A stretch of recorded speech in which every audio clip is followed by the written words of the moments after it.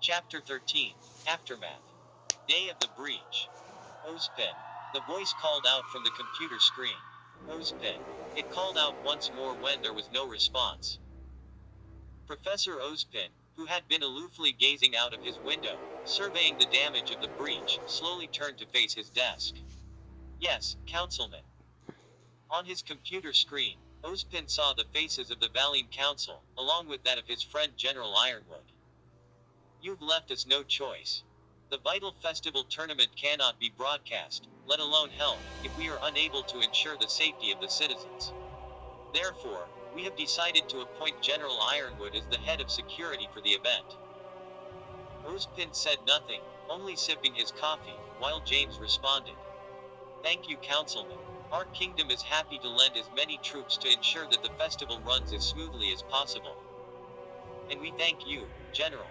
As for you, Ozpin, we're going to have some serious discussions about your position at Beacon Academy once the festival comes to a close. General Ironwood's reports over the last few weeks have left us concerned. The councilman attempted to sound intimidating, but to Ozpin's ears, it was only hot air. As the councilmen all began disconnecting, only Ironwood's video remained as he and Ozpin stared at one another in silence. This is the right move, Ozpin. I promise, I will keep our people safe, you have to trust me. James tried to assuage his age-old companion before disconnecting himself. With the call now over, Ozpin sighed once more. Massaging the side of his head as today's headache seemed to never end, the elevator going into his office pinged and Professor Glinda Goodwitch strode in. While Ozpin would never be so uncouth to say it to her face, Glinda looked tired. Heavy bags under her eyes, worse than normal posture, all telltale signs she was overworked and exhausted. Not that he could blame her. The woman had been working non-stop since the breach occurred, organizing both the defenses and the following rescue efforts. Professor Ozpin, Glinda curtly said, you wanted to talk. Ozpin took a sip of coffee to let his assistant cool off for a brief moment so they may have a more productive meeting. How many? Ozpin simply asked, foregoing any pleasantries that Glinda currently had no patience for. Sighing, Glinda pinched the bridge of her nose, collecting herself before responding. 33 fatalities, and over 100 injured, and that's just civilians. Luckily we lost no huntsmen. I know James's forces took some casualties, but they haven't reported how many. We haven't even begun to calculate the costs and damages either. Ozpin internally grimaced at the number, but kept a straight face. There would be time to mourn later. And about the other issue? He asked, barely above a whisper. Glinda remained silent, but her face looked like she had just sucked on a lemon. Glinda pulled out her tablet and began pressing buttons, causing a video to appear on Ozpin's computer screen. It was grainy footage from a traffic security camera, overlooking one of Vale's many intersections. It was footage from the breach itself, as the streets were filled with lesser Grimm. After a few seconds of the Grimm rampaging about, a black-clad figure dropped into frame. It was John Ark, one of his most promising students of the year, and Glinda's own personal apprentice. Ozpin watched as John hacked his way through the Grimm, and when the battle reached its climax, John released a torrent of electricity from his fingers that wiped out all opposition. The footage then cut to John fighting another group of Grimm, telekinetically levitating them, before using black and red lightning to literally drain the Grimm of their life force. We were able to get access to all of the local security cameras before the council shut us out. Glinda said, all footage of John's episode should only be on our servers now. Ozpin nodded slightly. While Ozpin did in fact trust Ironwood to do what he thought was right, he knew that General's bullheaded nature would only cause the situation surrounding John to deteriorate. The General would want to go in guns blazing and arrest the boy, crucify him for being a possible enemy. It wasn't a baseless suspicion, but Ozpin felt that it was inaccurate nonetheless. You've never seen Mr. Ark use abilities like this before? Ozpin asked, neutral to ensure he didn't unintentionally accuse his assistant of anything. Glinda shook her head. No, never. In the weeks that I've been training him, his semblance had only shown itself to be high-level telekinesis. That, Glinda gestured to the video, is something I've never seen. It looks so much like a maiden. Ozpin finished for her. Sighing, Glinda slowly nodded her head. Glinda, through the usage of dust, would be able to create a similar lightning effect, such as when she summoned a storm of ice spikes against the bullhead the first time she met Ruby Rose. But Glinda was someone who prepared such things beforehand by implementing dust into her riding crop. Jaune's outfit and weapons weren't designed for concealed carrying of dust, nor did he overtly use any dust during the breach. That doesn't even touch whatever he did to drain the Grimm of their life. But there was something else I noticed over my time training with Jaune. Glinda added on. Ozpin simply inclined his head, gesturing for her to continue. While his semblance is telekinesis, he has shown other abilities.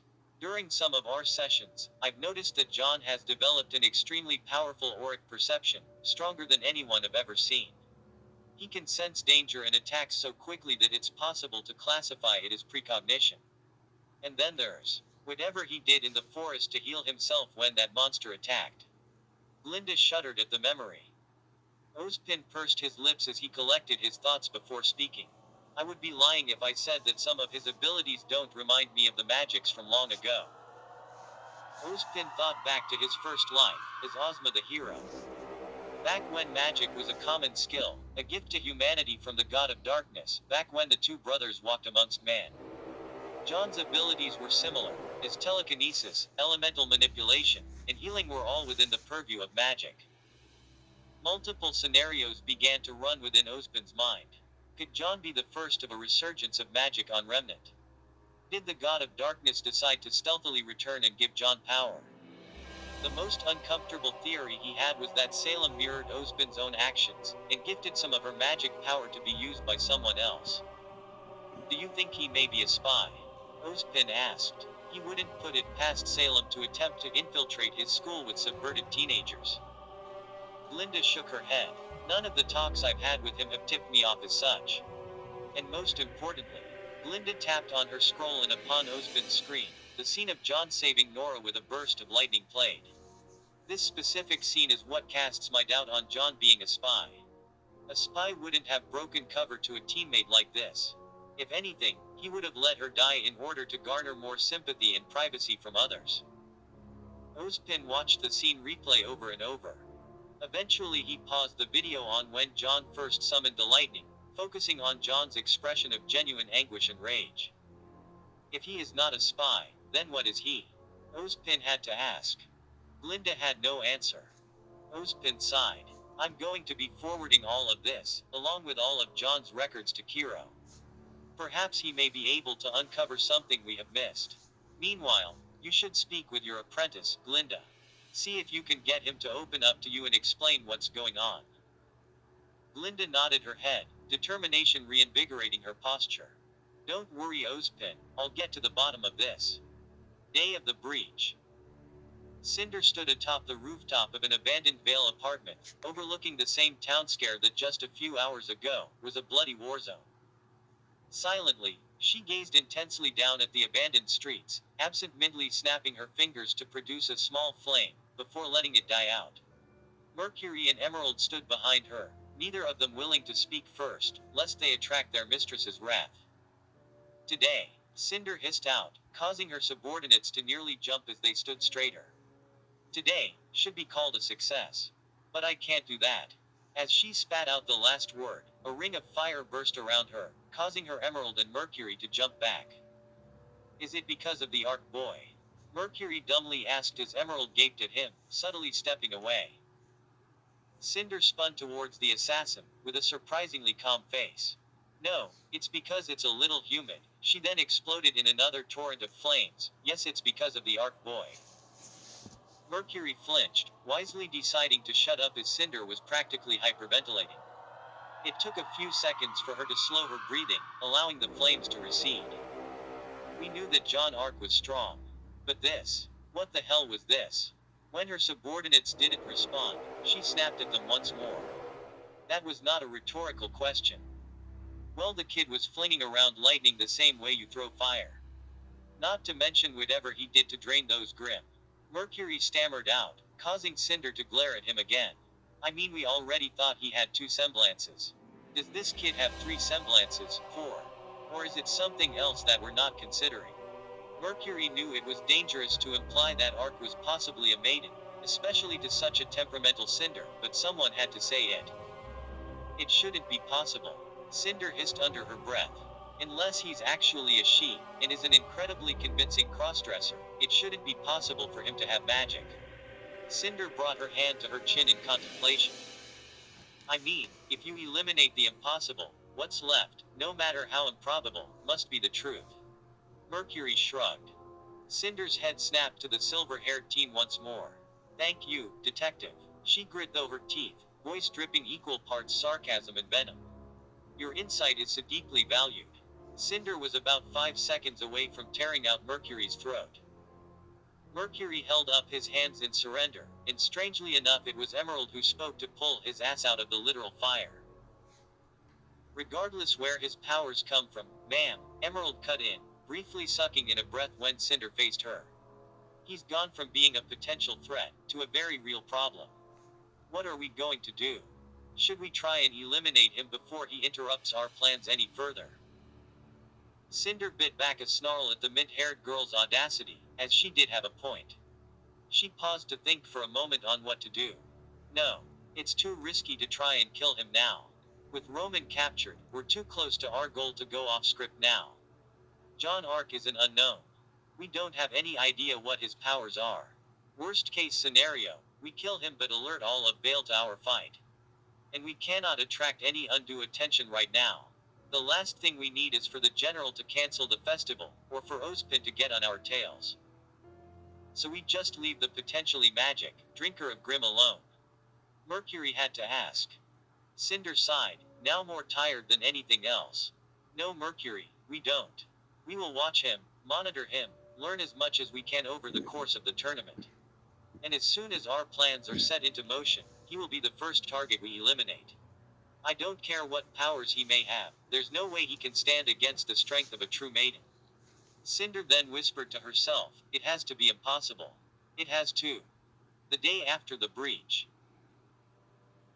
And despite the unfortunate loss of life, without a doubt I can say that the forces of Atlas and the Huntsmen of Vale are wholly dedicated to the protection of the people of Vale, and are working to ensure that such a tragedy will never occur again. General Ironwood finished his address. Immediately questions from reporters began to bombard the general, asking about the source of the Grim invasion, the rumored White Fang involvement, and whether or not the vital festival was going to be cancelled. Kira sighed as she laid on her hospital bed. Silently, she reached over and grabbed the remote, changing the channel on the TV from General Ironwood's press conference to an episode of X-Ray and Bath. Oh hey awesome, I haven't seen this episode yet. Nora smiled as she raised her own hospital bed so she could sit up and watch. Meanwhile, Ren was content with simply sitting in his bed and reading a book. The NPR members of Team JNPR were all currently laid up at Vale General Hospital, which had been the primary medical center taking casualties from the breach. Despite their protests, the 3 huntsmen in training were forcibly checked in by Beacon staff to ensure a speedy recovery. Both Ren and Pyrrha weren't too badly hurt, but were both knocked unconscious during the fight. It was only thanks to the actions of their respective partners that kept them from getting torn apart by the Grim while they were helpless. And despite their protests, they were forced to stay in case of concussions and other possible brain injuries sustained from the fight. Nora, however, had taken the worst of the damage. She had multiple broken ribs and internal bleeding from when the King Beringal nearly crushed her to death. And the injuries she sustained after were even worse. Pyrrha didn't know what John did to summon his lightning, and she definitely didn't know how she felt about it. On the one hand, without a doubt it saved Nora's life. On the other, Nora was not the same when she had gotten hit by that lightning. Usually when Nora is exposed to electricity, she becomes even more manic and energized than normal, running at 200% power, but is still in control of herself. During the breach, however, she went completely berserk, hacking her way through Grim with zero regard to her own safety. Some of the worst wounds she sustained she got because she simply ignored the injuries in her fugue and kept on fighting. Pyrrha didn't know if that was simply Nora going crazy during the battle, or if it was a John's, possibly unconscious, influence. She prayed it wasn't the latter. As if summoned by her thoughts, John walked into their room, wearing a black hoodie and dark jeans. He was looking paler than normal, but despite that his dirty blonde hair and blue eyes was a comfort for Pyrrha to see. However, her blonde leader's usually smiling face was marred by a deep-set frown. Jaune. Pyrrha perked up at seeing him, cheer-coloring her voice. At that both Ren and Nora looked at their leader as well. Jaune. Nora all but leapt onto her leader, despite being hooked up to both an IV drip and a heart monitor. Please. You have to get us out. The food here is awful. It's all baked chicken, vegetables, and applesauce UWAAAA. Nora's complaints devolved into blubbering tears as she latched onto Jaune. Taken aback by his teammate, Jaune hesitantly patted Nora on the back saying, I mean, applesauce is good.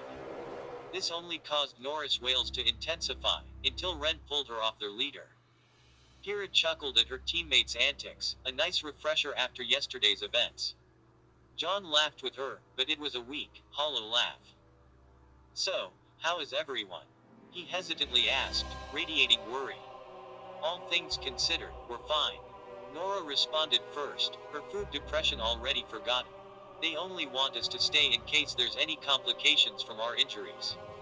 Thanks to our aura we'll be out by tomorrow. Nora saying that while still covered in bandages only caused Jaune to grimace. If you were fine then you all wouldn't be here. Jaune, none of us are really all that hurt. Pyrrha tried to calm him. But you could have been.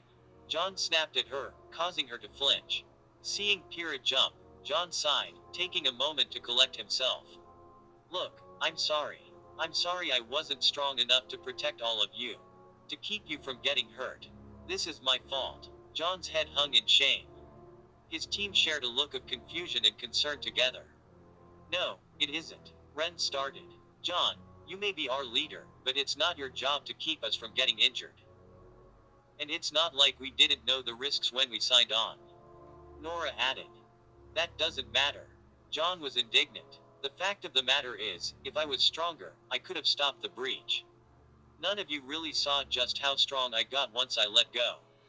Once I stopped holding back. Jaune started smiling. I am so much stronger now than I was even a day ago. I have the power to protect all of you. To make sure none of you ever get hurt again. Pyrrha's jaw dropped, and she was sure her teammates mirrored the action. What? What the hell was Jaune talking about? Jaune's smile was wide and almost manic. And to be honest, it scared her. Jaune, what do you mean by that? What happened? I came to a realization during the breach. Everything that we've been doing, the mediation, the training, it's been doing more harm than good. We've been suffocating my powers. All I needed to do was embrace them, let the power flow through me, and it gives me the power to do anything. Jaune trailed off, lost within the confines of his own fantastic power. For a brief moment, Pyrrha felt a jolt of pride that Jaune was becoming even stronger, but that feeling quickly gave way to horror as she recalled what Jaune told her the first time he confided in her about the memories. About how the man in his dreams, the man whose powers Jaune now has, turned into a monster that became more powerful as he fed off of the pain and cruelty he inflicted. And how Jaune told her he was scared to become like him. Jaune, you can't do this. Pyrrha moved to the edge of her bed as she begged. You don't know what taking in this power will do to you. Remember what it did to the man in your dreams. Accepting this shortcut isn't the path to being the hero you want to be. Pyrrha turned to Ren, silently begging for him to speak up as well. Ren, similarly caught in a state of shock at Jaune's words, caught Pyrrha's gaze and spoke up as well. Jaune, you know how volatile your powers make you. Using them without thinking of the consequences will bring nothing but trouble. Jaune recoiled as if he was struck at their words. The smile on his face faded, replaced by a slight scowl and pursed lips, the manic edge in his voice now replaced by spiteful conviction. No, why can't you understand?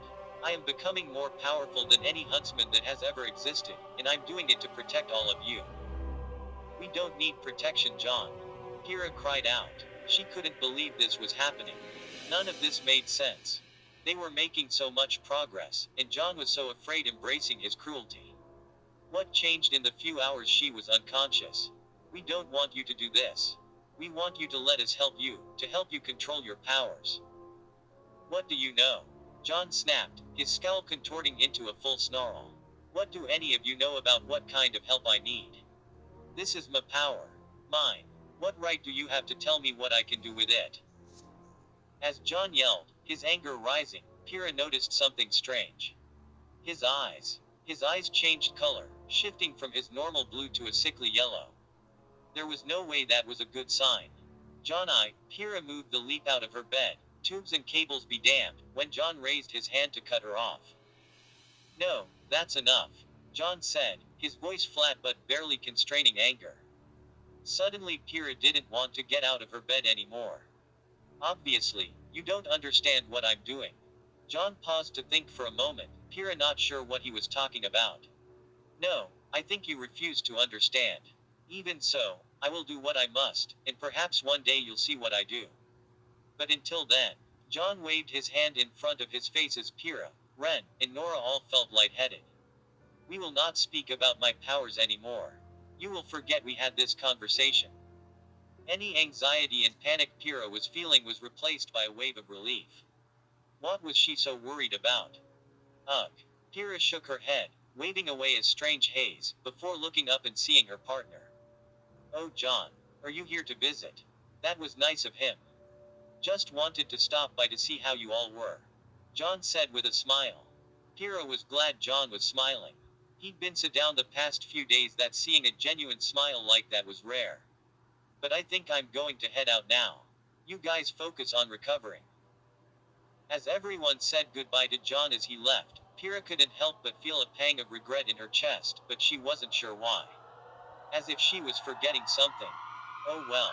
If it was important she wouldn't have forgotten it in the first place. Hopefully Jaune would visit again before they were all discharged. It would be nice to get him to wait on her like a nurse while she's injured. Chapter 14. Vital. Dressed in his black and gray assassin's uniform, Jaune walked through the many stalls of Beacon's fairgrounds with his team in tow. While he honestly felt that time spent on such frivolities like this festival was time wasted, he knew that he had to maintain some semblance of normality around his team. Mind-tricking them while they were in the hospital had only temporarily assuaged their worries, and Jaune could feel their concern trickle back in whenever he did not act like his former, weak-willed self. While he could completely break their minds and dominate their wills so they would never question him again, Jaune had no desire to do so, as destroying his friends was literally the opposite of what he wanted to accomplish. And continually mind-tricking them was too risky, as they may wise up or others may catch on that something was wrong. Jaune wanted to protect his friends, even if they didn't want to let him do it. This meant he now had to play a strange balancing act with them, where he would push his powers in order to grow stronger, but somehow keep it hidden from his team and Team RWBY. Oh, a hammer strength game. Nora called out. Be right back, I'm going to go win Ren a stuffed Grim. No Nora wait, we already have too many. Ren ran to stop his partner despite knowing the futility of the action. We should make sure they don't get into trouble. Pyrrha smiled at Jaune, grabbing his arm to pull him along. Jaune's instinctual reaction was to scoff and let Nora run off to fulfill whatever childish desire she sought, but he knew that was the wrong move. He could feel the cautious hope and fear within Pyrrha, silently asking that Jaune act like his normal self. So to not arouse suspicion, Jaune plastered on a fake smile and said, yeah, that sounds like a good idea. Following his partner, Jaune moved to Nora's position as she accosted the poor student running the strength testing game. As he stood back and watched, he felt his hand slip into his jacket, grabbing onto the bone mask for comfort. Ever since the breach, Jaune began carrying the mask on his person, looking to it for strength and certainty when needed. Eventually, Ren was able to pull Nora off of the terrified-looking student, and Team JNPR was on their way once more. Pyrrha, the most eagle-eyed of the team, seemed to catch sight of something as she called out, Hey, I see Team RWBY over by that ramen stand. As she said that, the NPR of Team JNPR winced a bit, remembering the last encounter Jaune had with the all-girl team. I'm fine with seeing them. Jaune shrugged. Weiss and Blake may have an issue with me being there, but at most they'll probably just ignore me. At the very least, we should congratulate them for their victory over Team ABRN. Kira said, trying her best to smile. Jaune could tell she was just trying to bridge the gap and help him reconcile with their fellow team. As they approached, they could hear Weiss yell out, "What? How can my card be declined? I was barely into my monthly allowance." Sensing an opportunity, Kira stepped forward, pulling out her own card. "Maybe I could help." Team RWBY greeted them with a lukewarm response. Weiss barely acknowledged their existence, while Yang and RWBY gave some uncomfortable waves and smiles. Blake looked conflicted between having her large tuna-filled wok paid for in full, and interacting with Jaune. "You don't have to PYR," Yang said, trying to give them an out. "No please, I insist." Kira pushed. "I think you all earned it after that battle." Yang and RWBY looked to the rest of their team. Weiss only huffed and looked away, while Blake's eyes kept darting between her food, JNPR, and Weiss. "Well, if you're fine with it." Yang relented as Team JNPR took their own seats at the stand. Wisely, Jaune decided to sit at the furthest stool away from the monochrome duo. As they sat down, the shopkeep returned RWBY's food to them while sliding JNPR 4 oversized bowls of noodles as well. Nora happily dug in while Ren and Kira politely began working through their own meals.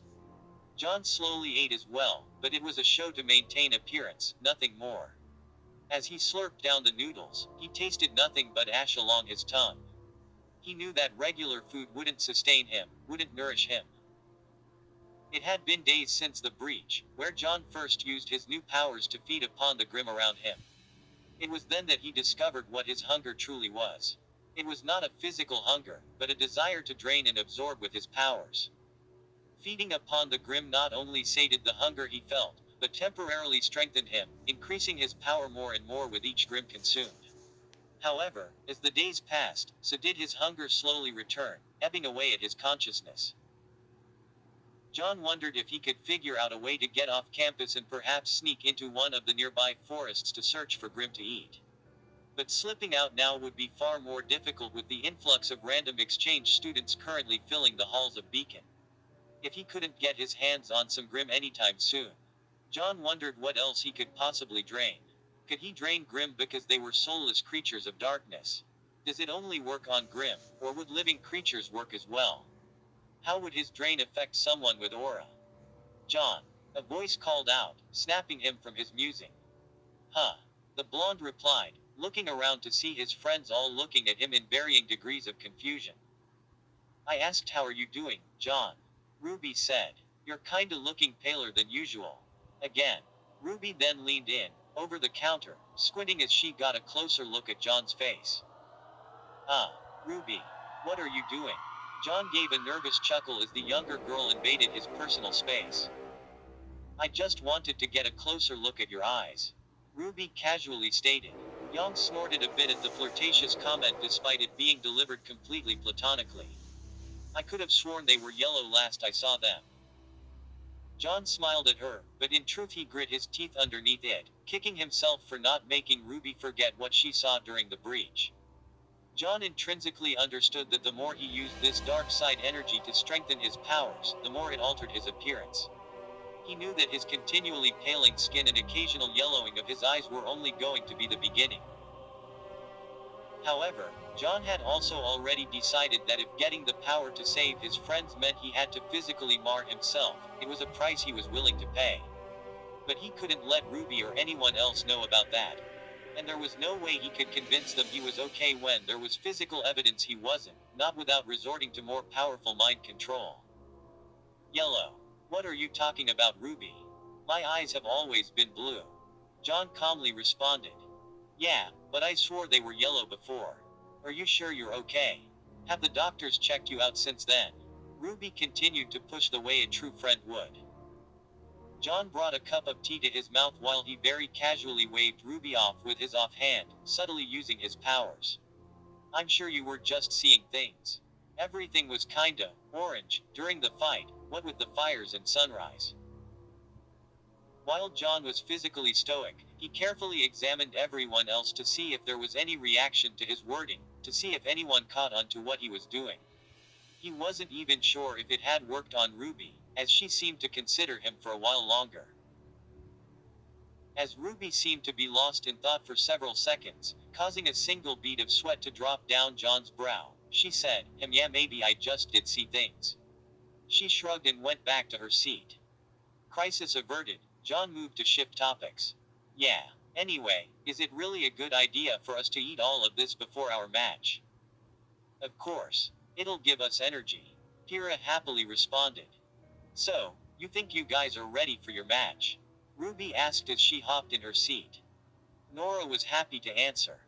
"Of course. I mean, all honesty, between the powerhouses that are Jaune and Kira, the fact that Ren is a ninja, and I can bench 5 of me, who can actually take us on?" "Somebody's acting confident there." Yang raised a challenging eyebrow. "Don't get too cocky, otherwise you'll be getting a bad case of Freezerburn," Yang triumphantly declared as she wrapped an arm around Weiss's shoulders, much to the latter's dismay. "Boo." Nora deadpanned. "Hey, that was actually a good one." Yang fired back. Before things could devolve into a food fight part 2, Professor Port's voice crackled over the intercom. "Would Team JNPR please report to the battlegrounds immediately?" "Well, it looks like that's our cue," Jaune said as he stood with his team and began to walk away. "Break a leg," RWBY called out to them as they left. "Don't worry, RWBY." Jaune turned and shouted back, before facing forward and mumbling to himself, "I intend to do far worse than that." Team JNPR of Beacon versus Team BRNZ of Shade. Professor Port announced over the raucous cheers of the crowd. The two teams found themselves standing in the center of Amity Arena, staring each other down as they waited for Port to call the match. As they engaged in their pre-fight intimidation, Jaune sized up his opponents. The 3 men of the opposing team, Bronze, Roy, and Nolan, all looked to be close-quarters fighters, using clawed gauntlets, buzzsaws, and a cattle prod respectively, while Mei looked to be the team's only long-range support with her sniper rifle. Jaune was confident in Perez and Nora's ability to take on the enemy boys, so he decided Mei would be his first target. As the battle moved closer and closer to its start, the holographic projects around them spun, revealing the selected terrain for this battle. On Team BRNZ's side, the forest terrain was selected, while on Team JNPR's side was mountains. Jaune knew that if a sniper like Mei could reach the tree line, then she would become a far worse problem. "I'll take the sniper. Hold the rest off until I can come support," Jaune ordered, his voice hushed to keep Team BRNZ from hearing him. "Roger." The rest of his team responded. Professor Port's voice boomed over the speakers once more. 3, 2, 1, begin. Immediately both sides burst into action. As Jaune expected, Mei instantly turned and began sprinting for the tree line while the rest of her team rushed to meet JNPR in combat. With a semblance empowered leap, Jaune dashed ahead of his own team and over the boys of Team BRNZ. Roy tried to intercept him, buzzsaw spinning along his gauntlets. With 2 swings of his arms, Roy actually flung the buzzsaws off his arms and right for the blonde. It was a bit of a surprising maneuver, Jaune had to admit, but nothing he couldn't handle. With a flick of his wrist, Jaune telekinetically grabbed onto the buzzsaws and flung them into the sky and out of the ring, effectively disarming the poor boy. Roy watched in dismay as his weapons flew out of range for him to immediately recall. He was so distracted by it he didn't seem to notice Kira coming in with the slide tackle, taking Roy off his feet. As he fell, Kira kicked herself back upright, and used Milo to slam him into the ground. As the rest of Team JNPR began a melee with their opponents, Jaune was free to run after Mei. Roy's distraction was enough to buy Mei enough time to set up a sniper perch in the tree branches. Immediately she began taking shots at the approaching Jaune, hoping to take him down before he could close the distance. But as Jaune's powers continued to grow, so did his perceptions. He didn't even need to see the dust rounds to feel them coming. Twirling Crocia Morse as each round approached, Jaune deflected each shot that Mei took at him. The sniper's jaw dropped at how casually Jaune nullified her attacks. The shock turned to fear as Jaune reached her position and was all but on top of her.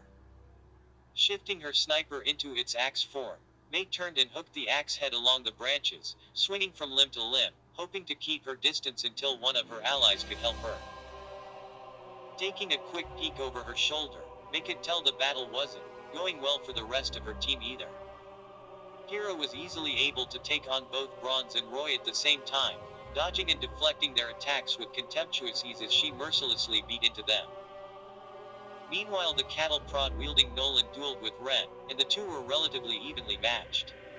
As Ren swung his bladed pistols, Nolan would slip the attacks, dodging and then retaliating with his own baton strikes. However, Ren would use Stormflower to block and hook onto the baton, before counterattacking with precise but relatively weak kicks. While the two were locked up in combat, this allowed the pink bomber Nora to close the distance. Seeing Nora approach, Ren was able to spin Nolan around while pulling the baton with his bladed pistols to bring the cattle prod down onto Nolan's throat and start choking him out. As the two grappled, Ren called out to his partner, Nora. "Here's Mama," Nora cried out as she swung her massive hammer. Nolan, now seeing the pink bomber approaching, struggled to try and break Ren's hold on him. But Ren would not relent, and soon Monhild slammed into Nolan's torso, destroying a huge chunk of his aura and sending him flying as Ren simultaneously released him. May winced as she saw her teammate soar, and picked up her pace so as to not join him. Hooking her axe around a tree branch, May swung herself for the next foothold. But as she floated between trees, the sniper soon felt her momentum slowing as she found herself frozen in mid-air. From the corner of her non-covered eye she could see Jaune, hand extended and telekinetically gripping onto her. May didn't even have time to scream as Jaune then telekinetically threw her downwards, slamming her into the ground. The impact knocked the wind out of her lungs, and as she tried to stand, May felt a boot connect with her jaw, snapping her head back as Jaune kicked her in the face. Recoiling from the hit, May tried to quickly stand, but Jaune would give her no respite. Before the sniper could escape, Jaune's telekinetic grip focused on her once more, lifting her into the air and yanking her towards him. Jaune smirked as a terrified May flew towards him. He then dropped his sword.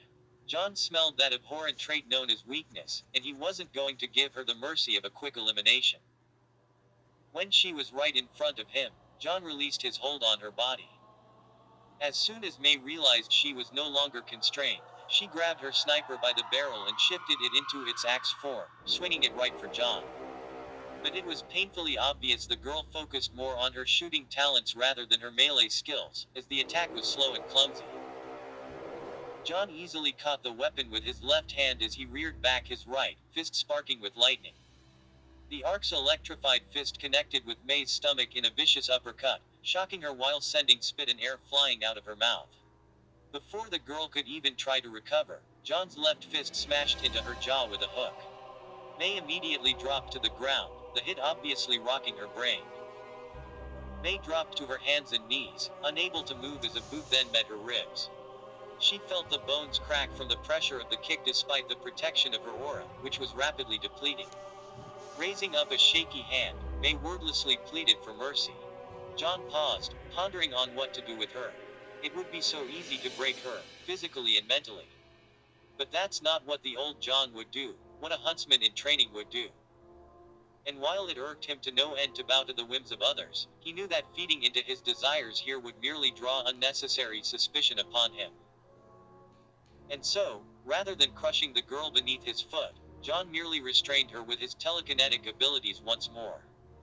Satisfied that she wouldn't be able to escape, Jaune then lifted the girl into the air and flung her out of the arena, eliminating her from the match completely.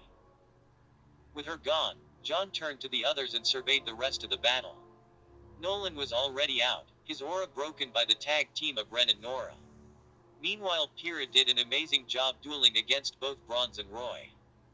Pyrrha could probably eventually defeat the duo, but it would be a rather slow and arduous process as the champion would have to wait for openings to exploit. No, that wouldn't do. This match needed to have an explosive finish, so that all of the other teams knew of their power. Nora. Jaune called out as he left the forest, and the Valkyrie looked at him. Lightning storm. Jaune said with a savage grin as once more electricity crackled around his fingers. Nora's face matched Jaune's as her leader called out the team attack name. Immediately she took off in a sprint towards the two surviving members of Team BRNZ. Jaune moved as well, taking up a position behind her. Pyrrha, catching sight of her two approaching teammates, wisely chose to back off to the confusion of Team BRNZ. Jaune then let loose a burst of lightning into Nora's back, hypercharging her with dark side electricity. Kill. Maim. Burn. Nora let loose a terrifying war cry as she charged right for the duo. Bronze and Roy turned at the screech, and saw the berserking Nora charging right for them. Oh god, not the face, was all Bronze could yell out before Monhild hit him and his partner, knocking them both out of the ring in one home run swing.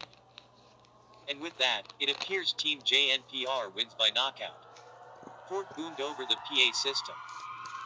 As the crowd cheered for their victory, the dark side lightning dissipated from Nora's system, returning her to her normal mental state. She gave a big grin as Ren walked up beside her, and the two bowed to the applause. Kira gave a duelist salute, while Jaune merely looked at the crowd impassively, head tilted slightly up. He had given enough to these crowds already. They did not deserve any more courtesy from him.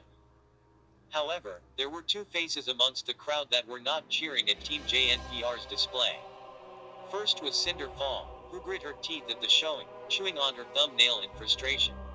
While the skills that Jaune Arc showed today were nothing she didn't know of, what worried her was how he fought. The brutality that he showed, the lack of mercy, it would make fighting him even more difficult. She knew a sociopath when she saw one. Her time on the streets and with Tyrion taught her that. Jaune was clearly showing signs of becoming one, if he wasn't already. He would not be held back by the morals and restraints that most huntsmen would should they come into conflict. Yet this gave her an idea. She could possibly turn this to her advantage, get Ozpin and his fools to focus on their attention on Jaune. Yes, that could work. Let the boy become a red herring, and she will be free to enact her plans. Cinder allowed herself a small smirk. It was all finally coming together, and she would not let Ozpin or Jaune or anyone stand in her way. The second face not cheering at the display was that of Professor Glinda Goodwitch. That was not her apprentice down there on the stage. Jaune never fought like that in class, nor in their training together. This was like the way he fought in the footage she saw of the breach. Cruel, callous. Were such attitudes only limited to the grim, Glinda could have overlooked it. But against his fellow students? No, this could not be allowed. She was going to get to the bottom of what was going on with Jaune, whether he wanted it or not. Team JNPR left the ring and returned to the locker room, feeling a mixture of elation and confusion at what just happened. Confusion from Ren and Pyrrha, elation from Nora, and indifference from Jaune. None of the members of Team JNPR were there to see Jaune's actions in the forest, but at the very least his team attack with Nora was a cause for concern. Alright guys, that was an awesome first round. Team JNPR is heading for the semi-finals. Nora beamed. Yes. But Nora, are you okay? Ren asked, his voice heavy with concern. You acted rather strangely when you defeated the rest of Team BRNZ. Strangely. Nah, that's just my semblance taking me into Super Valkyrie mode. Nora flexed her bicep. Ren's eyes narrowed. Your semblance doesn't make you so frenzied. He then turned to Jaune. Are you sure your lightning is safe for her to use? Jaune shrugged in actual ignorance. How could he know whether it was safe for her to use it or not? Should be fine. It's just lightning. Perhaps this is something we should test when we have the chance. Ren didn't seem convinced, so Pyrrha moved in to mediate. After all, Team SSSN is about to go on, and we should go cheer them on. Sounds good to me. Jaune was happy to have an out of this conversation. Ren didn't look happy about it, but relented. Fine. But we will talk about this later. The Mistralian was not going to let this go. Jaune was about to snap back at him, when suddenly his scroll began ringing. Pulling it out, he saw a call. From Glinda Goodwitch. Professor. Jaune answered. Jaune, good you picked up. Are you free to speak with me in my office now? There are some things I would like to discuss with you. Glinda succinctly asked. Jaune briefly glanced at his team before responding. Sure, I can be there now. Good. I will see you there. Glinda immediately hung up without even saying goodbye. Looks like you're not the only one who wants to have a talk. He grumbled out as he put away his scroll. Jaune, is everything alright? Pyrrha worriedly asked. It's just Professor Goodwitch, she wants to talk with me. Why don't you guys go on ahead and watch SSSN's match? I'll meet up with you when I can. Jaune turned and made his way for the door before his team had a chance to respond. He was done with that conversation and didn't want to deal with an angry Ren right now. Jaune hoped his conversation with Glinda would go better, but he had a feeling that wasn't going to be the case. Even through the call alone, he could sense Glinda's emotions. Suspicion and worry. That was annoying. If Glinda had her suspicions, that meant that Ozpin was privy to them as well, meaning Jaune was definitely on the headmaster's radar. This sent Jaune's mood into an even worse state. The last thing he needed was for the headmaster to put him under more scrutiny. Luckily, Jaune's foul mood seemed to permeate even to his stance, and no other students seemed interested in bothering him as he made his way to Glinda's office. Once he finally reached his destination, Jaune could sense the professor through the door. Jaune sighed as he mentally prepared himself for whatever inane conversation he was going to have with her now. Opening the door, Jaune saw Glinda sitting behind her desk, working through some paperwork. "Professor," he casually greeted. "Jaune." Glinda nodded. "Thank you for meeting with me. I apologize if it seemed rather sudden." "Not like I was really doing anything." Jaune shrugged. "Regardless, the thanks are still there." Glinda pushed. "So Jaune, how have you been? Congratulations to you and your team for making it past the first round of the tournament." Allowing himself a small smirk, Jaune said, "I mean, between me and Pyrrha, was there any real doubt?" Glinda's eyes narrowed on her apprentice. "Careful, Jaune. Overconfidence is a slow and insidious killer. I would hate to see you fail because you thought you could handle a situation when you could not." It was Jaune's turn to narrow his gaze upon his teacher, irritation building once more. Who was she to question what he could or could not do? She did not understand the power he now wielded. Right. But Jaune saw the futility in causing a scene over what Glinda obviously saw as a harmless piece of advice. "Anyway, was there actually a reason as to why you called me here, Professor? If it's about the semblance training, I think you and I can both agree that I don't exactly need it anymore. My skill in that is some of the best in the year now." "Believe it or not, Jaune, I actually agree with you there." Glinda nodded to Jaune's surprise. "Your skills have grown immensely, and any personal training would all honesty be unnecessary. You no longer need my guidance to master your semblance, and my time could be better spent on those students who still need my help. However, the reason I called you here was not because of that." Glinda put away all of the paperwork on her desk and focused solely on Jaune, giving him her undivided attention. "Jaune, I will tell you that as a student and a huntsman I do respect you. You have grown wonderfully, and I have been proud to watch you grow. And it is because of this respect that I am going to be frank with you." Glinda adjusted her glasses as she prepared her next words. "I would like you to tell me what happened during the breach. I want you to tell me what your powers are, because they are obviously more than just a semblance." Jaune growled a bit under his breath. Of course it was about the breach. It was always about the breach. Why couldn't everyone just leave him alone about that? "Why does that matter?" he asked with more than a little venom in his voice. "I am becoming stronger, becoming a better huntsman. Why should what happened at the breach matter if it made me more powerful?" "Because Jaune, being a huntsman is more than just a pursuit of power. It is being a paragon of virtue for others to look up to. The war we fight is as much about inspiring the people as it is about killing Grimm. And it matters because I am worried for you, Jaune, and I know your team and friends are as well." Glinda's stern face softened. "You are acting different, Jaune. You must have noticed it. There is something going on with you and I only want to help you." "We only want to help." "I don't need help," hissed Jaune. What hell was this, an intervention? "I don't believe that, Jaune. And more importantly, Professor Ozpin doesn't believe that either. Jaune, the headmaster is aware something happened during the breach, and I cannot help you against any actions he may take unless you tell me something." Glinda was on the verge of pleading with the boy. "Brothers, damn it, this was some kind of intervention. How many times do I have to say it? I don't need help. You underestimate my power. I am strong now. Stronger than any of the students. Hell, I'm probably even stronger than you and Ozpin." Jaune was sick of it. Sick of people still acting like he was weak, like he still needed help. He had power and it was his. And he was not going to give it up. "I don't need your help, and I don't need you." Jaune spat out his venomous final words. The ever-stoic and professional Glinda Goodwitch visibly recoiled at John's words. John could tell his words hurt her. Just like he wanted them to. Just as quickly as Glinda's face fell from her former apprentice's harsh words, her stone-faced facade rebuilt itself, now far colder than it was before. If that is truly how you feel, then so be it.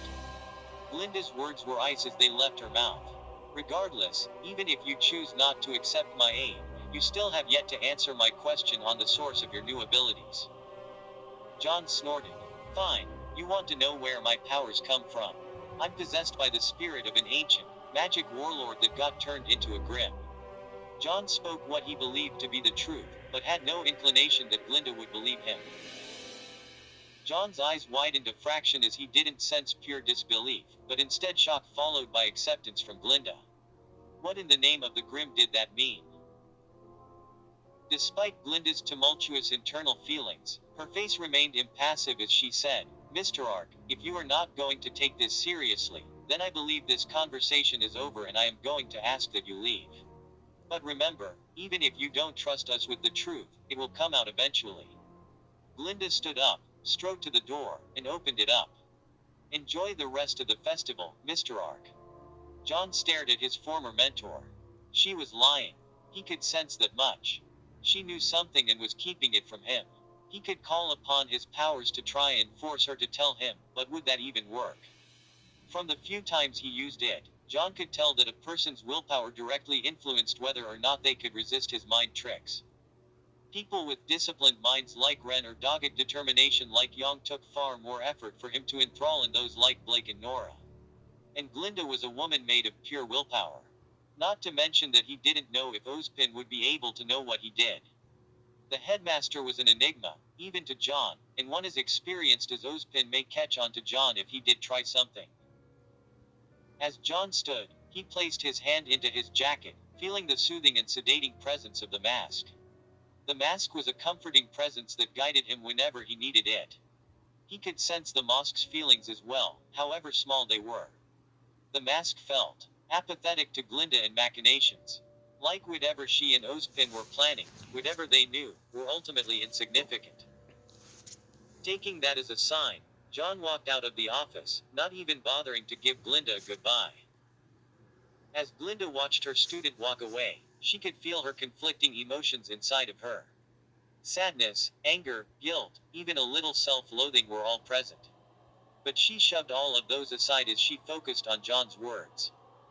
To anyone else, John's statement about being possessed by an ancient spirit would just be seen as a juvenile response born out of disrespect.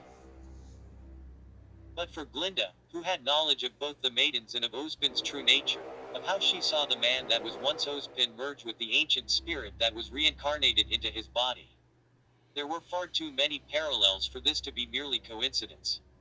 No, there was something else at work here. She feared it was something sinister, and that it held John Ark at the center of it all. Chapter 15. Non. Professor Glinda Goodwitch sighed as she rode the elevator to the top of Ozpin's tower. Even a few floors away she could hear the argument between Kira, James, and Winter Schnee. It wasn't long after her talk with John that she heard of the incident between Kiro and Ms. Schnee at the air dock, and she was less than pleased with it. This was very much the last thing she needed right now. You've been out of contact for weeks. You can't just go dark like that in the field. She heard James's voice yell out. I'm not one of your special operatives, Jimmy. Kiro snapped back. General. Winter Schnee hissed at him. Enough. Glinda roared out as the elevator doors opened, all four heads in the room snapping to her. Tell me, are we here to discuss the safety and freedom of our kingdoms, or are we here to bicker and argue like immature school children? Glinda was not having any of this right now. Despite already being a fully graduated specialist, the much younger Winter Schnee immediately snapped to attention at the verbal berating, military training kicking to keep her from going against such an authority figure. Kiro and Ironwood recoiled at the venomous anger that was behind Glinda's words, and wisely chose to cool their own tempers lest they attract her ire. Even Ozpin seemed to be taken aback by the amount of emotion his normally cool and collected second-in-command was exhibiting. James was the first to respond, coughing into his fist to try and clear the air. Perhaps we were getting off topic. Hero, what do you have to report? Before that, Hero drawled out, but lacking the previous spite, is this a conversation we want to have with all those present? Winter raised her brows in surprise, but before she could retort Ironwood cut. Schnee, unfortunately this is above your pay grade. Return to the ship. We'll discuss the incident there. Winter looked as if she wanted to say something, and even looked to Kiro, who surprisingly gave her a sympathetic shrug. Yes, sir. She saluted, turned about face, and headed for the elevator, giving Glinda a small nod as she did. So, what have you found, Kiro? James asked as Winter exited the room. That infiltrator you had. The one from the dance. They're the one responsible for Autumn's condition. Kiro took a solemn drink from his flask. What? Glinda gasped. You're sure? Kiro nodded his head. Yeah, I read the report on the incident. All of the abilities showcased by your little infiltrator match what the woman who attacked Amber was capable of. Kiro then took another step into Ironwood's face. They are here and you flaunting around your army is exactly the opposite of how we should have responded. We operate in the shadows to keep the world safe from threats they don't know about. And your army isn't exactly what I would call discreet. I am here with my army because discreet wasn't working. We were discreet and we still lost Amber. We were discreet and they still infiltrated the CCT. We were discreet and the breach still occurred. Damn it, Kiro, do you think I do this out of some kind of misguided chauvinism? I am doing this because I think this is the best way to protect the people. Ironwood's voice. Gentlemen. Glinda snapped, cutting both men off. Stay on topic. She hissed out before turning to face Kiro. What about the other task you were assigned? Other task? Ironwood asked. Ozpin cast a quick glance at Glinda, surprised that she was the one to broach the topic of Jaune in front of Ironwood, but responded nonetheless. Following the breach, concerns were raised about one of our students, a freshman named Jaune Arc displaying abilities that some would consider unnatural. You mean magic? Ironwood's eyes went wide. Possibly. And it was because of that possibility, we asked Kiro to see what he could uncover about Jaune's past. Kiro shrugged. And unfortunately, I found Bupkis. He's had about as normal a childhood as anyone. Had some overbearing parents, but there's little chance he ever possibly met up with her. Kiro took another swig from his flask. Only thing strange I found was that there was a 1-week period where Jaune Arc ran away from home, right before he joined Beacon. According to both his records, and those I interviewed in Ansel, before Beacon he had no aura, no semblance, and especially no magic. Hell, the kid never even went to combat school, just his local public one. But from what I hear, he was one of the stronger candidates during this year's initiation. That was in fact the case. Glinda nodded her head. In terms of pure combat ability as well as the destructive capability of his semblance, Jaune was in fact flagged as a contender for his year's top student.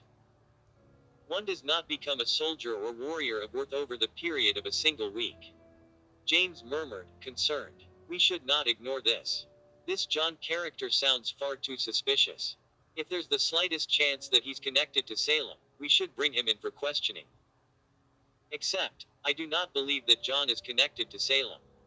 Glinda cut James off once more as she looked at Ozpin. I have just spoken with Jaune.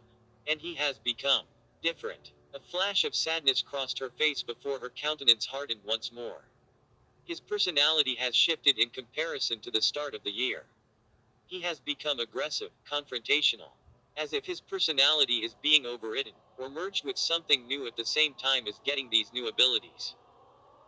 The eyes of all three men in the room widened in recognition of what Glinda was alluding to. You think he's like Oz? Kiro whispered out. When I asked for an explanation of his powers, he said, and I quote, I'm possessed by the spirit of an ancient, magic warlord that got turned into a grim. While his intent may have been to throw me off with an obviously ridiculous statement, his change in personality, access to new abilities, and potential usage of magic. It all makes too much sense. As they pondered this, James turned to the headmaster and asked, what do you think, Ozpin? You would be the most knowledgeable on this subject. Ozpin was silent for a beat as he thought this over. In all honesty, I do not know. But it wouldn't surprise me if Jaune was telling the truth. Really? Hiro asked, bewildered. You think there's someone else out there like you? And they got turned to a Grimm. And you don't think they'd be on her side? As far as I know, Salem does not have the capabilities to gift such abilities. And if she did, why would she bother taking the time to hunt down the maidens if she could bequeath equivalent power herself? No, I have a feeling Jaune is something else. And while I have never heard of a fairy tale of a man becoming a Grimm, it would not surprise me if such a thing existed. Ozpin silently wondered if the two brothers were involved in this, as this is almost sounding like a combination of both his and Salem's backstories. Regardless, we should take him in. Ironwood pushed. If he is not allied with Salem, then he will make a powerful ally in our fight against her. I don't believe Jaune would respond well to such pressure. Any attempt to force him will end in violence. And I have seen some of what he is capable of. James, we do not want to start that fight without good reason. Not unless you are ready to willingly consign dozens of your men to death. Glinda shook her head. He has become fiercely independent, believing only in his team and himself. Speaking of his team, Hiro drawled out, I know that we're in need of a new host of Autumn. And I know that we were decided on the Nico's girl, considering the fact that she's by far the best fighter in Beacon right now. But do we really want to risk it if Ark is a spy or a Nega Ozpin or something? A Nega Ozpin? Really? Glinda raised a brow at her colleague. Hiro shrugged. If the shoe fits. Regardless, out of everyone, I still believe Miss Nikos would be the best candidate for the Fall Maiden. Ozpin spoke to everyone's surprise. If Mr. Ark's power truly is magical in nature, then we will need someone with magic in return to counter him. But Glinda, from what you've said, it seems unlikely the two would ever come to blows, correct? From what I understand, the two have become extremely close, more so than most partners tend to. Glinda brought her hand to her chin in contemplation. Yes, from what I've seen Jaune is viciously protective of his partner. His actions in class and during the breach would suggest so. I don't believe that there is anyone who would fight so hard to protect Miss Nikos as Jaune would. And I don't believe that there would be anything left of anyone who attempts to harm her. James was the first to connect the dots and understand Ozpin's idea. So instead of coercing him directly, by making Miss Nikos a maiden, you would enlist his help by forcing his hand in order to protect his partner. Ironwood nodded his head. Rather underhanded for my taste, but it makes sense. And it's discreet, as you so obviously value. He said as he cast a sideways glance at Hiro. Hiro surprisingly decided to ignore the clumsy jab at him. And like you said, if the worst does happen, I'd rather have a magical invincible girl on our side to take him down than a non-magic one. Then we've come to an accord. Ozpin declared. Following their next match, we will bring Miss Nikos here, and seek to make her our guardian. And with luck, Jaune will become her guardian in turn. Jaune's nose twitched as the smell of ash and ozone struck him, causing him to immediately wake up. Following their victory over Team BRNZ and his subsequent talk with Glinda, Jaune returned to his dorm to rest along with his team. So for him to smell the stench of fire and lightning meant only one thing. As Jaune opened his eyes, his suspicions were confirmed as he found himself on the same ruined planet his last vision of the dreadlocked man had placed him. He was on Malachor. Picking himself of the cold granite beneath him, Jaune looked around to get his bearings. He was in some kind of valley of shadows and death, surrounded by the corpses of both airships and soldiers. A green misima drifted slightly above the ground, further obscuring his vision. That's when Jaune sensed it. A disturbance. A series of pinpricks on the back of his neck warning him of danger. Jaune turned his head, facing one of the ruined carcasses of a massive Hammerhead Republic airship. In the wreck, out of a gaping wound carved out of its side, Jaune saw a figure emerge. It was a tall male figure, shrouded in a long, black cloak that faded into the shadows. His face was obscured by his hood, but Jaune didn't need to see it in order to identify him. The anger, the hate, the hunger, Jaune could sense it all. Despite lacking the bone grim mask Jaune had come to identify him with, Jaune knew that this was the dreadlocked figure of his dreams, the man who taught him to embrace his emotions and power. It did not shock Jaune that the dreadlocked figure had survived the death that Jaune had seen previously. But he was not the being of raw terror and hunger that Jaune saw during the breach. Instead he seemed lesser, emaciated and weak, as if he were barely clinging to life. As was the norm with these visions, the figure did not seem to take notice of John as he left his ramshackle home. The figure hobbled forward, unsteady and ready to keel over at any moment. He ignored John as he walked past, making his way further into the valley. John watched as the figure approached one of the corpses on the ground. No. John realized that was not a corpse, but the still living body of a Republic soldier, skeletal and pale, but still alive. The soldier barely reacted when the cloaked figure approached him, and he made nothing more than a groan as the figure extended his hand towards him. Out of the cloaked figure's fingers, black and red lightning shot out, crashing into the soldier. John watched as the soldier shriveled more and more, becoming nothing more than a desecrated corpse as the cloaked figure drained all of the life force out of him. As he continued to drain, John watched as the cloaked figure physically became stronger. He stood up taller, became more stable, and John could even sense that he had more of a metaphysical presence than he had before. And this had also confirmed one other thing for John, that he could drain other people, not just Grimm, and it would strengthen him all the same. As John pondered the consequences of learning this, a new voice spoke out behind him and the cloaked figure. It is such a curious thing, isn't it? To have such power, but to be chained by it. It was the voice of a woman, crackly and old, backed with condescension. Immediately both John and the cloaked figure turned. The cloaked figure had no weapons to speak of, but had both of his hands raised, ready to strike out if necessary. That's when John saw the speaker. It was an old woman, as he surmised, wearing simple black robes. She had deep-set wrinkles engraved in a face that was framed by wispy white hair. What stuck out the most to John were her eyes, glazed over milky white, no doubt resulting in blindness, but alive and aware nonetheless. However, despite her apparent fragility, John knew this woman was dangerous. Despite only being here for a few minutes, even John knew that only the strong and deadly could survive on this graveyard world. This woman held power. Beside her was a man, or what was left of one. Between a stance that just dripped confidence, and his well-built physique, John could tell the man was a mighty warrior. But that's now what stuck out to John. What stuck out was the fact that every inch of the man's body was covered with scars, cracks, and decomposing flesh. He looked more like a corpse than a living thing, and John had no idea how he wasn't currently screaming in agony as he radiated pain. "Who are you?"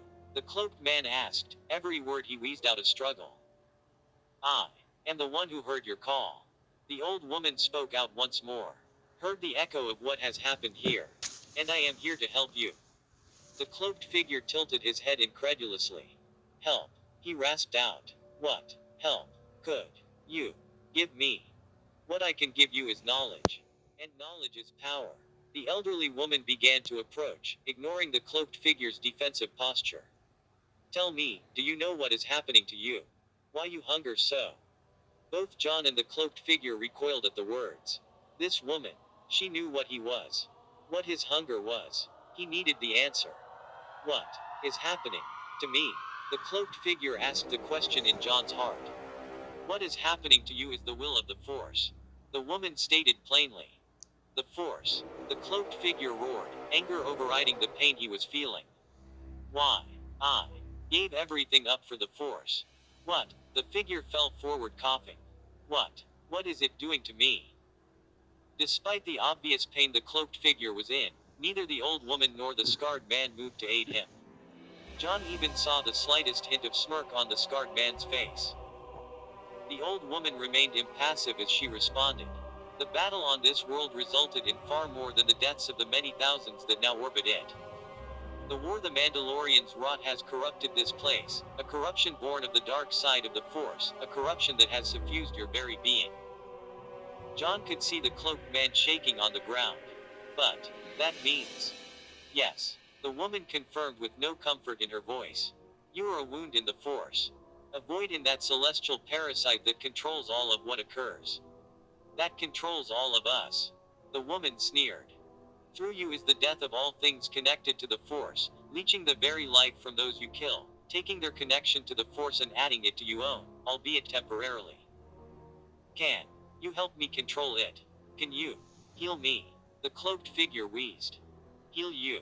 The woman scoffed. I cannot and would not provide such comfort. What I can provide is knowledge, teachings in the old ways to appease your hunger, hone it into a fine blade. But it will be up to you to your own strength of will to see whether you will control your power, or if it will control you. You wish to make me an apprentice. Into a Sith. The cloaked figure spat out the last word. That, the old woman snapped at him, is a mere label that limits what you can potentially become. I see much within you, of what you can possibly accomplish, should you shed the archaic preconceptions the Jedi have indoctrinated you with. The cloaked figure thought for a moment, conflicted on all aspects. But then he looked at his hands, rotted and decayed, then felt his throat, failing and eroded.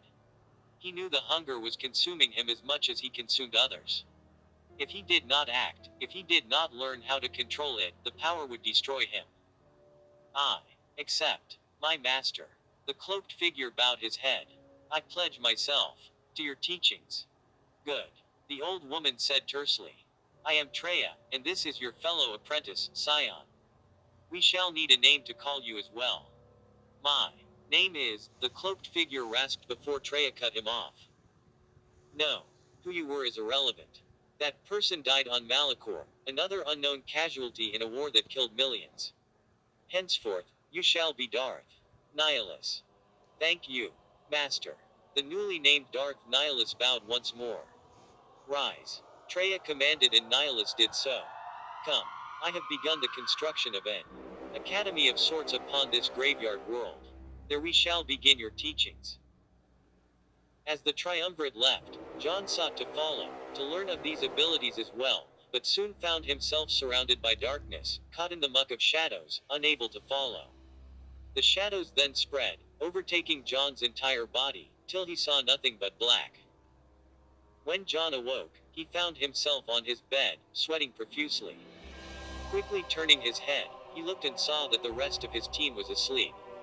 John then laid back down, and reached underneath his pillow, where he kept the mask of Darth Nihilus. John knew what he had to do.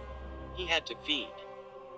And with that, John Ark and Pira Nikos of Team JNPR claimed victory over Tira and Sira son of Team TWSN twin sons. Professor Oobleck cheered as the Arcos duo stood over the twin fighters from Haven. It was the next day, and the Amity Festival continued as planned. After their overwhelming victory in the first round, Team JNPR moved on to the doubles round where they fought against Team TWSN of Haven. Tira and Sira Sun were a beautiful pair of squid faunas from Mistral, clad in skin-tight leathers, wielding a pair of dual scimitars and pistols respectively. While the femme fatale team would prove troublesome to most teams, neither of the would-be huntresses could stand against the power of John and skill of Pira. With their opponents defeated and their place in the finals secured, the Arcos duo left the arena and made their way to the locker room. Despite the overwhelming victory, however, neither the champion nor the knight seemed to be in high spirits. John's brows were creased in frustration and anger. He was hungry, the desire to feed and drain magnified by combat. It would have been easy, so easy to simply drain one of those leather-clad whores of their life force. But even as his desperation increased, he knew that trying to drain his opponents in front of an entire audience of thousands while on live broadcast was most likely a bad idea. Meanwhile, Pira couldn't take any joy in the victory as well. Not only could she sense John's discontent and frustration, but his actions during the battle were a cause for concern. John was brutal in his decimation of the twin faunas, far more vicious than was necessary, and Pira's worry was reaching its limit. She's been trying to help John, to get him to open up, but how could she help someone who so adamantly doesn't want it? As she thought on this, Pira jumped a bit as John slammed his locker closed, putting his weapon away. Pira stared at her partner's face from the side, his skin pale, eyes circled by dark bags. No, she had to do something, regardless of what John wanted, his foolish pride be damned. John. Pira meekly began, are you okay? John's head snapped to the redhead, eyes boring into her. Pira almost jumped back at the suddenness of the movement, but she shoved any reaction down. I'm fine. John growled out before turning around and making his way for the exit. No. Pira was not just going to let him walk away again. Striding forward with a scowl of her own, Kira caught to up Jaune and forcefully grabbed his shoulder. Jaune, I know something is wrong. I am not blind. She snapped back at her partner before adopting a softer tone. It's not a sign of weakness to need help. It's human to need help from others. Jaune felt his scowl start to evolve into a full-blown snarl. First Glinda, now Kira. Who were these people to think that they knew better than him? What gave them the right to try and control what he does with his powers? Fools, all of them. Jaune felt himself instinctively begin to reach out with the Force. He should just go into her mind and tear out her memories again. It would make things so much easier. But before Jaune could do anything of the sort, he caught sight of his partner's eyes.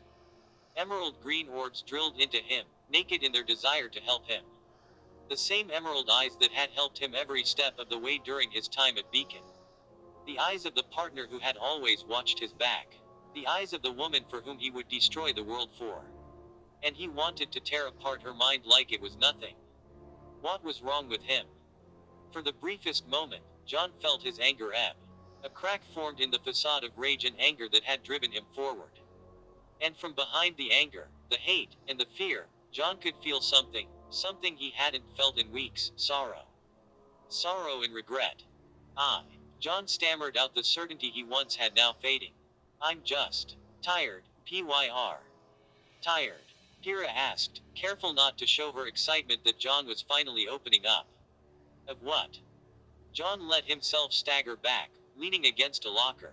I'm just tired of everything. All of this is too much.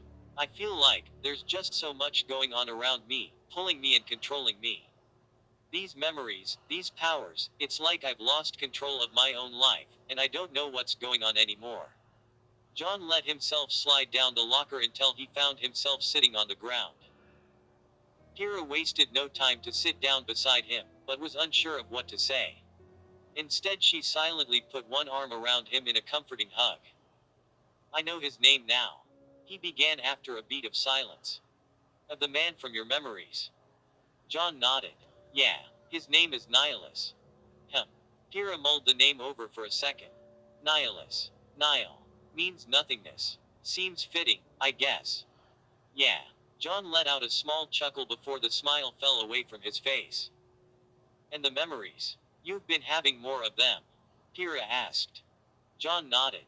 Yeah, but it's not just memories. It's emotions, feelings. At least I think they are. It used to be when I was in danger, or when I would get angry, I would feel my emotions amplify, and that would make me stronger. Now though, fear, anger, hate, hunger, but he couldn't bring himself to say that part. I feel them all the time, and I don't know if it's my own emotions or his. If it's my personality or his. Is he always there? Jaune nodded. I think so. Most of the time he's not presenting himself, but I know he's watching, listening. Waiting in the back of my mind, whispering to me when I need it. I'm sorry. Kira didn't know what to say in response to that utterly terrifying statement. But Jaune, that's why you need to let us help you. If he's really taking you over, we need to stop it. Stop him. Purah's mind absently wandered to a memory of a certain book that Blake had read about a man with two souls, each fighting for control. But that's the thing, PYR. I don't know if I want to stop. Jaune felt himself shrink as he sensed Purah's shock and dismay at what he said. He's the one that pushed me to embrace my darkness, but I don't need him to tell me any more to do it. Like I said, the emotions give me power. And channeling all of that darkness, it changed me. It's more than just power, it's like. Can you imagine what it would be like if tomorrow, you lost your aura? How impotent it would make you feel. Not using anger is like losing my aura. It makes me feel incomplete. While Kira didn't want to admit it, she could actually see where Jaune was coming from. Aura had given her so many blessings, and despite all of the drawbacks of becoming a champion, she couldn't imagine a life without the superhuman strength and agility that Aura gave her. She couldn't imagine what it would be like to just be normal again. When she didn't respond, Jaune continued. But I should be able to control it. I should be stronger than this, better than this. I am not the same weakling who vomited on the bullhead. I want to be able to resist, but at the same time I don't. Jaune, I've watched you grow ever since the start of the year. I know just how strong you are, and I am proud of how far you've come. Pyrrha wrapped her arms around her partner even tighter. But you don't have to be stronger. You don't have to prove yourself to anyone. You're strong enough already. And together, we can stop him. Jaune felt himself curl up at Pyrrha's words.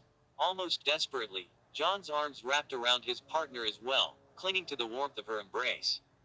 Please, Pyrrha, Jaune begged. Please don't leave me. I won't, she whispered to him. I promise you, I won't leave and I will do whatever it takes to protect you. Jaune and Pyrrha didn't know how long they stayed there on locker room floor. The only noise was the muffled cheers of a faraway crowd. It was the most peaceful scene Jaune had for many days, that is until the noise of a scroll message broke the calm. Pyrrha's head, which had been resting upon Jaune's shoulder, immediately snapped up, slightly red with embarrassment. Oh, sorry. I thought I had left it on silent. Pyrrha opened up her scroll and began to read through the message. Whatever the content of the message was, however, it seemed to put Pyrrha on edge. Everything all right? Jaune asked. It's the headmaster. Pyrrha mumbled out. He's saying he wishes to speak with me in his office. Pyrrha couldn't help but wonder why. Did it have to do with Jaune, or was she in trouble for something else? Jaune sensed Priya's internal conflict and said, You don't have to see him if you don't want to. Pyrrha thought on this for a few minutes before ultimately saying, No, I don't think the headmaster would try to contact me unless it was important. She then turned to Jaune. But I think we made good progress here, Jaune. I know this must be hard for you, but as long as you're willing to change, willing to get help, we can get through this. Pyrrha then placed her hand on top of Jaune's. Thanks, Pyr, he said, his voice carrying traces of sad indignation as he squeezed Pyrrha's hand. Pyrrha felt a flash of heat go through her face as Jaune gripped her hand. The small, insidious part of her mind told her that this was the perfect opportunity to just pull him in for a kiss. Or at the very least tell him how she felt. A sense of connection, longing, and protectiveness for him that she believed were feelings of love. The words were on the tip of her tongue, desperate to be let loose. But in the end, any type of confession died before it could leave her mouth. Jaune was too vulnerable right now, too confused. It wouldn't be fair of her to make his life even more complicated by throwing teenage romance into it as well. And so, with feelings buried, Pyrrha stood and dusted herself off. Well, I suppose I should be off to see the headmaster. She then turned to her partner who stood as well. Jaune, while I'm gone I don't want you to hide away and brood in our dorm. What? I don't brood. Jaune denied, but the look Pyrrha gave him in return was so flat that he had to avert his vision. Okay, fine. I guess I could. Go to the fairgrounds, or something. Pyrrha smiled. Good. Good. She then gave him another tight hug. I'll be back as soon as I can. Just try to enjoy yourself, for me. Jaune forced himself to give a weak smile in return. Yeah, I'll try. Don't worry about me. You go find out what the headmaster needs. With that, the Arcos duo split up. True to his word, Jaune began to make his way to Beacon's fairgrounds. Local shopkeepers from all across Vale had set up temporary stalls along Beacon's campus for selling to both the visiting students as well as all of the tourists here to watch the tournament. It was no secret that the Vital Festival was an economic boost for the hosting kingdom in addition to being a celebration meant to bring the kingdoms together. But Jaune was not interested in the celebrations and general merriment that went on around him. As he approached the fair, Jaune felt something lurch within him. The hunger, the pain returned once more. Quickly, he realized that coming here was a mistake. While he was with Pyrrha in the locker room, the hunger he had been feeling was soothed, sedated. It was as if her very presence alone helped assuage the void within him. But here, alone within a crowd of strangers that numbered in the hundreds, the voracious hunger returned with a vengeance. Jaune bit his lip hard to try and focus on anything but the hunger, tasting blood as he did. Pushing himself through the crowd, Jaune trudged forward till he found a spot where he could seclude himself, a tall tree whose leaves had turned a dull red as they fell to the whims of autumn. His body racked with pain, Jaune steadied himself along the tree as he slowly sat down alongside it. As his butt hit the ground, Jaune took in a deep breath to try and calm himself. He closed his eyes, and threw his hood over his head to try and block out everyone and everything around him. He focused inward and attempted to meditate, but it was to no avail. Even within the sanctity of his inner mind, the hunger was overwhelming, overpowering. Amongst such a terrifying, omnipresent force, what hope could Jaune have to try and fight against it? What was the point of even trying? Withdrawing from his internal self and returning to the physical world, Jaune watched in annoyance as the various students and visitors walked by him. Just one. If he could drain just one of them, he could possibly sat his hunger. His eyes darted from teenager to teenager, till his gaze fell upon the familiar sight of a brown-coated bunny-eared faunus. Jaune watched as Velvet, the upperclassman he had helped earlier in the year, walk the grounds alone, trepidatiously exploring the stalls as she avoided the looks of Atlas students. Jaune idly wondered how easy it would be for him to corner Velvet. He could probably call out to her, get her to follow him somewhere secluded, then drain her of everything she has. While the two of them haven't had much interaction since the cafeteria incident, she seems to have some implicit form of trust in Jaune since he both talked down and beat down Ch.13. As the basic framework of his ambush began to appear in his mind, his vision flashed back to the sorrowful face of Kira back in the locker room. Jaune shook his head, angrily clearing the thoughts of attacking Velvet out of it. Velvet was a friend, and he wouldn't hurt her. He refused. But why should that matter if she's his friend or not? She can sat his hunger. Or perhaps, he could find someone that was universally hated to feed on. He doubted that anyone would really miss Ch.13 if he led him to a dark alley and ripped his soul from his body. Hey Jaune, everything going alright? A new voice called out to his side, snapping him out of his inner monologue. You're looking kinda broody. Jaune turned to the voice and saw Ruby, hands behind her back and eyebrow raised at Jaune's current brooding. I'm fine. He sighed. And I don't brood. Really? She incredulously asked as she took a seat beside him. Because you look like Sway after that one time he accidentally ate grapes. No offense. Hey, you know you're probably right about that. Jaune snorted, laughing off the comparison, before sighing once more as his smile fell off his face. Is this about your powers again? Jaune hesitated for a moment, before relenting and said, yeah, it is. Jaune ran his hand through his unkempt hair. I'm stronger than I have ever been. But it's coming at a cost. I know it is. I feel like I'm losing myself. Ruby frowned. Well, I can't exactly give any advice on mysterious powers, but if you're really struggling you don't have to do it alone. She put one hand on his shoulder. Me, your team, my team. She paused to think, before adding on, maybe not my team. But regardless, we're all here to help you out. So you don't need to be hiding around the fairgrounds alone like some creepy stalker. The pure, unadulterated innocence and wholesomeness that radiated off of Ruby almost blinded Jaune.